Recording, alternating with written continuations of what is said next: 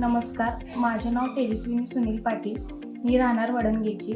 मी Chirag computer येथे सारथीचा course CS deep diploma हा course यशस्वीरित्या पूर्णपणे पार केला. मला चिराग कम्प्युटरमध्ये कम्प्युटर ऑपरेटर म्हणून जॉब प्लेसमेंट मिळाली. या कौशल्याच्या आधारे छत्रपती शाहू जयंतीनिमित्त पुणे येथे होणाऱ्या कार्यक्रमात मला माननीय मुख्यमंत्री व उपमुख्यमंत्री यांच्या स्वाक्षरीचे सन्मानपत्र मिळाले.